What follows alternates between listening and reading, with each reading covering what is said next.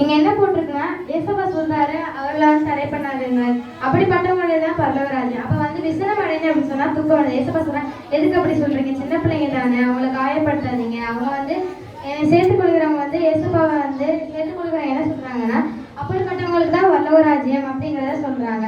இப்ப சின்ன பிள்ளைங்க யாரு அப்படிங்கிறத நம்ம தெரிஞ்சுக்க போனோம். சின்ன பிள்ளைங்கன்னா யார், நம்ம கணத்துல அவங்க ஒரு சின்ன பிள்ளைங்க தான். ஆனா பைபிள்ல என்ன சொல்லப்பட்டிருக்குன்னா சங்கீதம் 127:4 சொல்லுது. சங்கீதம் 127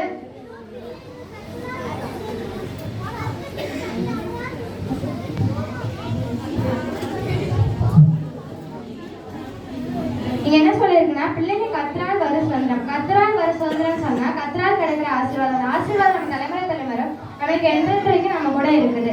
இது வந்து நம்ம திடீர்மா பார்க்கணும்னா நம்ம 2 நாள் ஆலயத்துல ஒரு சின்ன பொண்ணு இருக்காங்க, அவங்கள பத்தி நம்ம பார்ப்போமா. அந்த பொண்ணு என்ன பண்றாங்க அப்படின்னு சொன்னா அந்த நாகமான ஒருத்தர் இருக்காரு, அவங்களோட வேலை பார்க்குற ஒரு அடிமை பெண் தான் இஸ்ரவேல்ல இருந்து வந்திருக்காங்க. அவங்க பேர் தான் வந்து அந்த சின்ன பெண். அந்த சின்ன பெண் என்ன பண்றாங்கன்னா தன் நாகமான் வந்து பெரிய எவ்வளவு படைத்தலைவனா இருந்தாலும் வெளியில தான் படைத்தலைவன், உள்ள வந்து பார்த்தா ஃபுல்லா தோல் ஃபுல்லா வியாதியா இருக்கு. ஆனா அவன் என்ன செய்யறான், வெளியில தான் நல்ல பையனா இருக்கான், ஆனா வந்து உள்ள வந்து ரொம்ப கஷ்டமா இருக்குது, அவன் வந்து ரொம்ப கஷ்டப்படுறான். அப்ப வந்து அந்த சின்ன பொண்ணு சொல்றா, என்ன நம்ம தலைவர் இப்படி இருக்காரு, ஐயோ நமக்கு இப்படி கஷ்டமா இருக்கு, நம்ம குடும்பத்துல எப்படி இருக்கணுமா அப்படின்னு சொல்லிட்டு அவங்க என்ன செய்யறாங்கன்னா அந்த சின்ன பொண்ணு சொல்றா, எஜமாட்ட போய் சொல்றா, எங்க ஊர்ல இஸ்ரவேல்ல நீங்க கூட்டிட்டு வந்தீங்கன்னு அந்த ஊர்ல இருந்து ஒரு பாஸ்டர் இருக்காரு, அந்த பாஸ்டர் ஜபம் பண்ணா எல்லாமே சரியாயிரும் அப்படிங்கிறத சொல்றாங்க. சரின்னு சொல்லிட்டு இவருக்கும் வந்து போறாரு, பாஸ்டர் தேடி போறாரு. தேடி போயிட்டு அங்க இஸ்ரவேல்ல போய் பாஸ்டர் பார்த்துறாரு. பாஸ்டர் பார்த்தாலே பாஸ்டர் சொல்லிடுறாரு, 7 முறை நீ போய் யோர்தான் நதியில முங்குனானா இதெல்லாம் சரியாகும்பா அப்படின்னு சொல்லிட்டாரு. அப்ப அவருக்கு கோவம் வந்துருது, என்னடா இது நம்ம இவ்வளவு பெரிய இதா இருந்தது, அவர் நமக்கு கொஞ்சம் கூட இதா இல்லாம ஜோமன கூட இந்த 7 நேரம் போய் சும்மா முங்க சொல்றாரு அப்படின்னு சொல்லிட்டு அவர் கோபமும் வருது. ஆனா அவர் என்ன செய்யறாரு, சரி கதை சொல்லிட்டேன், கதையில இது முங்கான்னு சொல்லிட்டேன்னு சொல்லிட்டு அவரும் போயிட்டு முங்குறாரு. 6ஆம் தடவை வரைக்கும் முங்கி பார்க்கிறாரு யோர்தான்ல. அப்போ ஒரு அற்புதம் கூட நடக்கல. அவருக்கு அப்போ வந்து ஒரு கோபம் வருது.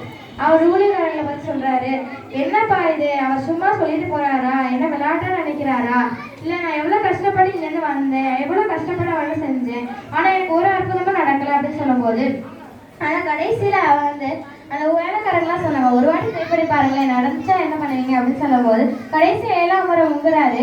அப்ப குழந்தை தோல் போல மாறுது. அந்த வசனத்தை கூட வாசிக்கலாமே. 2 ராஜாக்கள் 5ஆம் அதிகாரம் 14ஆம் வசனம்.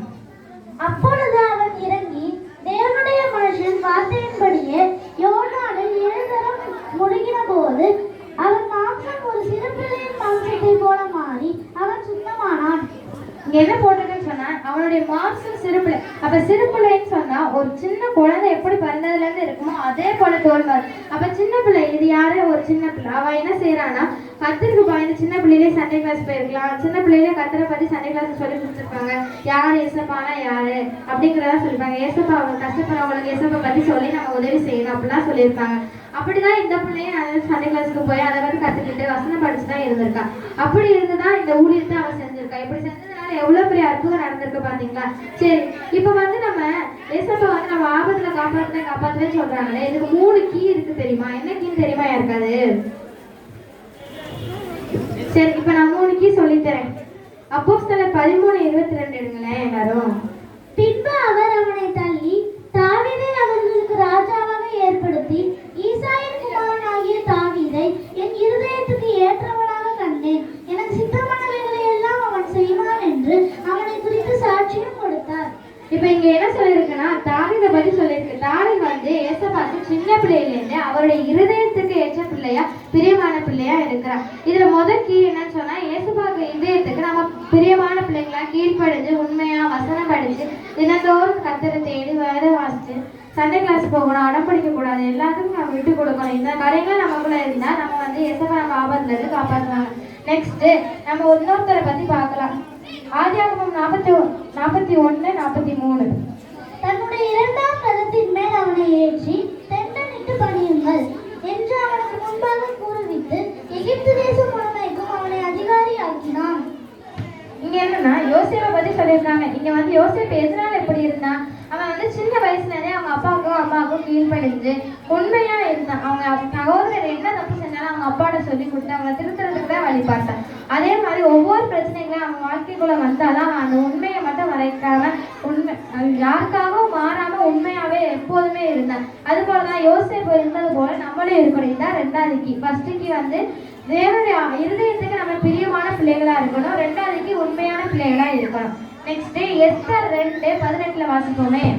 அப்பொழுது ராஜா தன்னுடைய எல்லா பிரபுக்களுக்கும் ஊழியக்காரர்களுக்கும் எஸ்தரின் நிமித்தம் ஒரு பெரிய விருந்து செய்து நாடுகளுக்கு சலகரவை உண்டாக்கி ராஜஸ்திரீக்கு தக்க வெகுமானங்களை கொடுத்தான். இங்க என்ன சொல்லியிருக்குன்னா ஒரு சின்ன வார்த்தை தான் சொல்லியிருக்கு. எஸ்தரை பத்தி சொல்லியிருக்கு. இவன் வந்து சின்ன பிள்ளையிலேருந்தே அவங்க அப்பா அம்மா கிடையாது. அவங்க சித்தப்பா வீட்டுல வளர்ந்தாலும் ஏசப்பாக்கு கீழ்ப்படிஞ்சு வளர்ந்தான். அதனால இவன் வந்து 127 நாடுகளுக்குமே ராணியா வாழ்ந்தான். ஒரு கீழ்ப்படுறதுனால எவ்வளவு பெரிய விளைவுகள் நடக்குது பாத்தீங்களா? இந்த 3 காரியங்கள் நம்ம கிடைக்கிற பலன் என்ன அப்படிங்கறத நம்ம பார்க்கலாம். பிரியம், உண்மை, கீழ்ப்படுற 3 காரியங்களும் நமக்கு நடக்கிற பலனை பார்க்கலாம். மத்தேயு 2ஆம் அதிகாரம் 1 வாசிக்கலாம். ஏரோது ராஜாவின் நாட்களில் யூதேயாவில் உள்ள பெத்லகேமில் இயேசு பிறந்த பொழுது கிழக்கிலிருந்து சாஸ்திரிகள் எருசலேமுக்கு வந்து. இங்க என்ன சொல்லிருக்குன்னா ஏரோது ராஜா வந்து ராஜாவா இருக்கும்போது ஏசப்பா பிறக்க போறது தெரியப்படுது. அதுக்கப்புறம் 13ஆம் வசனத்தை வாசிக்கலாம். அவர்கள் போன பின்பு கர்த்தருடைய தூதன் சொப்பனத்தில் யோசேப்புக்கு காணப்பட்டு, ஏரோது பிள்ளையை கொலை செய்து தேடுவான்.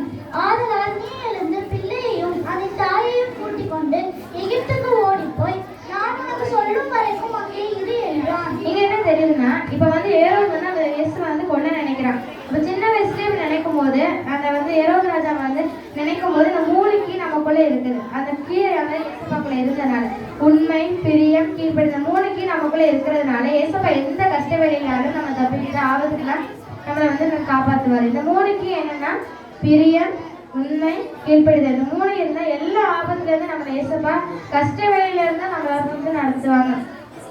இதுக்கு நம்ம என்னெல்லாம் பண்ணணும் அப்படின்னா நம்ம வந்து யாருக்கும் வெளிப்படுத்தாத காரியங்கள் நமக்கு வெளிப்படுத்தும் போது நம்ம வந்து உண்மையா இருக்கணும், கர்த்தருக்கு பிரியமா இருக்கணும். யோசேப்பை போலயும் எஸ்தரை போலவும் நம்ம வந்து இருக்கணும், தாவீதை போல இருக்கணும். உண்மையும் உத்தமமா கண்டேன்னு சொன்னது போல நம்மளும் எப்போதுமே உண்மையா இருக்கணும், கீழ்ப்படிஞ்சு இருக்கணும். இதுக்கெல்லாம் நம்ம செவி கொடுத்து இருந்தோம்னு சொன்னா கர்த்தர் நம்மளை மேன்மேலும் ஆசீர்வதிப்பார். தேங்க்யூ.